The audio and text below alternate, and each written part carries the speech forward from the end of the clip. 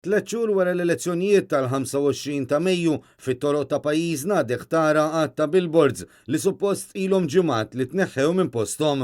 Il-ġurnal Times of Malta rapporta li wħud minn dawn huma proprjetà ta' kumpanija li sa mill-elezzjoni tal-2013 ilha tipprovdi l-billboards lil Partit Laburista. U minkejja l-enforcement orders mill-awtorità tal-ippjanar dawn xorta tħallew fit-toroq jippromovu prodotti lokali diversi.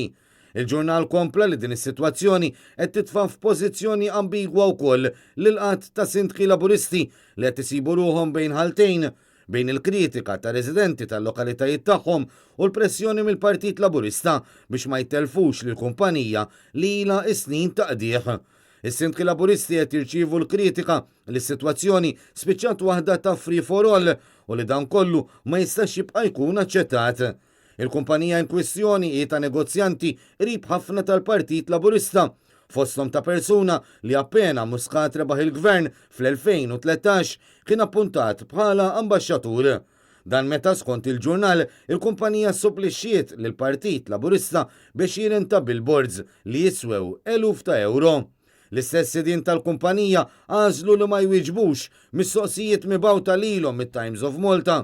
Fost l-oħrajn kif qed jibqgħu jinjoraw għal kollox in-notifiki li nħarġulhom mill-awtorità tal-ippjanar.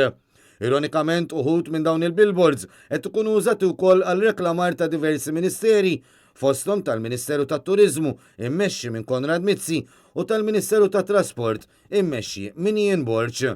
Barra minn hekk uħud minn dawn il-billboards illegali ingħatalhom ukoll is-servizz tal-elettriku mill-Kumpanija tal-Istat l-Ene Malta li mistoqsija mill-ġurnal iġġustifikat billi qalet li l-istrutturi kienu temporani u għalhekk ma kienx jeħtieġilhom permess tal-ippjanar.